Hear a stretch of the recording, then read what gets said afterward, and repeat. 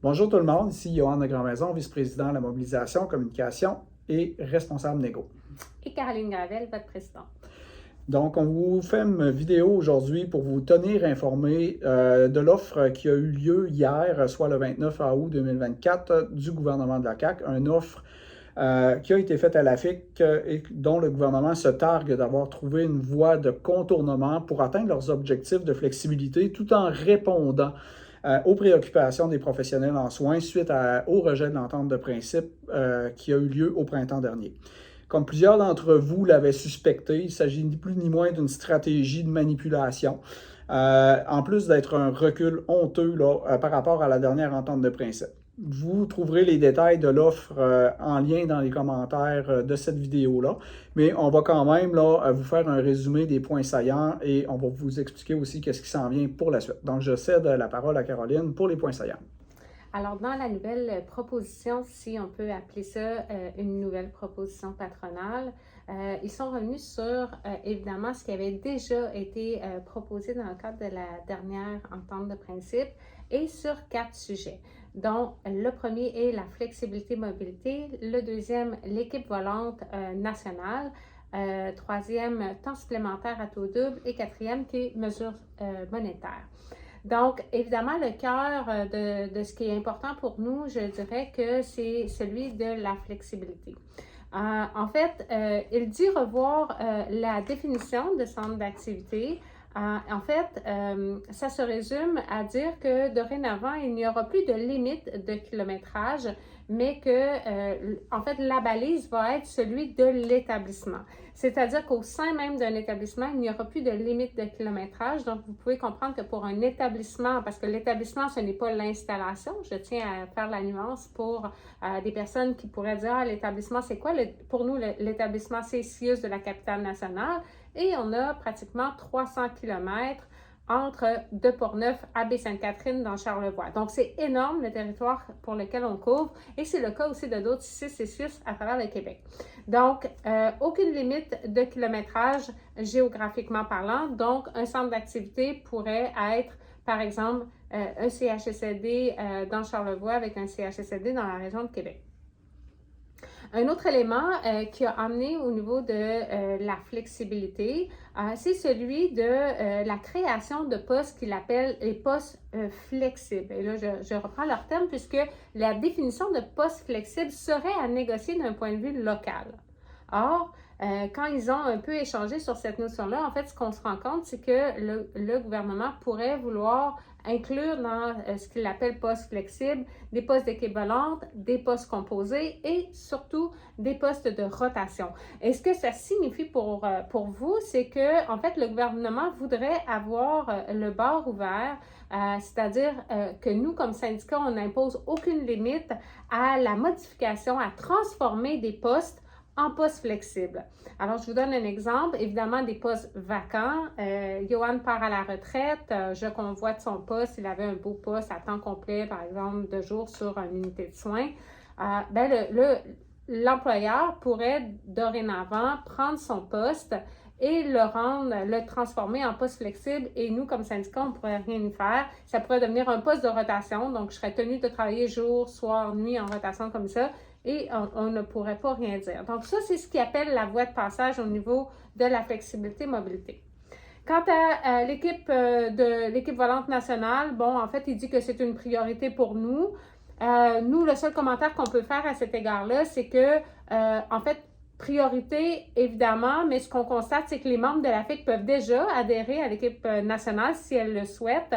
Par contre, la raison pour laquelle les gens y adhèrent très peu, présentement, c'est tout simplement parce que les mesures offertes aux professionnels en soins ne sont pas attractives. 100 $ par jour pour s'en aller travailler en Abitibi, ou je sais pas où, en Outaouais, par exemple, c'est clairement pas suffisant. Il suffit de rester dans notre propre région et c'est beaucoup plus payant en faisant quelques temps supplémentaires. Donc, les mesures d'attraction ne sont pas suffisantes selon nous. Ça, c'est un autre dossier. Pour ce qui est du temps supplémentaire à taux double, là où il a ouvert un tout petit peu, c'est de dire que dorénavant, les gens qui sont sur des horaires 12 heures, si elles font un bloc de 4 heures, qui les amène à 16 heures finalement, comme c'était le cas pour les autres personnes, ben là, elles seraient rémunérées à taux double pour leur bloc de 4 heures. On se rappellera qu'à la dernière convention, il avait démontré une fermeture par rapport à ça. Et ultime mesure qu'il ose, de façon très insultante, appelée mesure monétaire, eh bien, ce serait de permettre aux professionnels en soins de monnayer leurs vacances. Alors que vous avez nommé que la conciliation vie personnelle-travail était une mesure importante pour vous, alors on ne voit en rien l'amélioration ou la définition d'une mesure monétaire là-dedans, puisque vous ne gagnez rien, c'est de l'argent que l'employeur vous doit déjà. Donc, qu'est-ce qu'on fait à partir de maintenant face à cette offre qu'on peut considérer méprisante? Évidemment, nous, on va se revoir en Conseil fédéral. Là, présentement, c'est prévu pour le 16-17. Donc, c'est sûr que la délégation va revoir le comité de négo et on va revoir la stratégie au niveau de la négociation. Est-ce qu'on va donner un nouveau mandat au comité de négo? Ça, c'est des choses qui vont être discutées, mais d'ici là, il y aura une augmentation de la mobilisation et des moyens de pression. Julie Bouchard, la présidente de la FIC, l'a mentionné ce matin aux ondes avec Patrick Lagacé. Et à partir du 19 septembre 2024, on va demander à tous les professionnels en soins du Québec de refuser tout temps supplémentaire. Donc, ce qui veut dire que plus nous serons nombreuses à participer à ce moyen de pression-là, et plus il sera efficace. Donc, ce qu'on vous demande, c'est que si vous êtes appelé pour faire du temps supplémentaire, vous dites que vous n'êtes pas disponible, vous ne donnez pas non plus de disponibilité. C'est sûr que si vous avez déjà quelque chose de cédulé à l'horaire, à ce moment-là, on ne vous demande pas de le retirer parce que ça peut être un petit peu plus litigieux, complexe, mais à partir du 19, tout ce qui vous sera proposé comme temps supplémentaire, on vous demande de le refuser.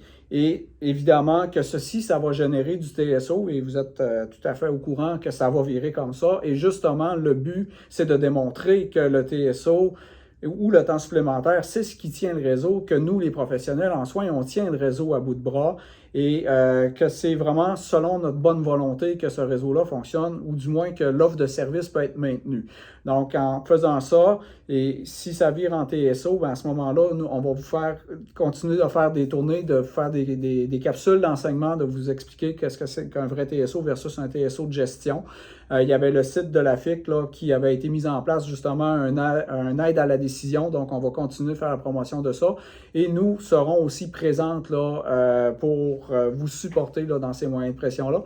Et d'ici ce temps-là, vous allez avoir beaucoup d'actions de visibilité de la part de la FIC qui seront mises en place. Donc, vous allez vraiment être au courant là, de tous les moyens de pression là, dans les prochains jours, les prochaines semaines. Donc, mot de la fin, Caroline? En fait, le mot de la fin, ce que je pense qu'il est important de retenir pour vous, c'est que cette offre-là qui a été déposée hier, elle nous demande encore plus de flexibilité en tant qu'infirmière auxiliaire à Inalo au sein du CIUS de la capitale nationale. Donc, ce n'est pas banal. Et puis, pour celles peut-être qui se disent, est-ce que l'Agence Santé Québec vient changer quelque chose puisque vous avez tous reçu vos lettres comme quoi le 1er décembre, votre établissement serait désormais l'Agence Santé Québec, eh bien, ne vous inquiétez pas à ce niveau-là, c'est-à-dire que le maintien de notre convention collective locale va être encore en vigueur.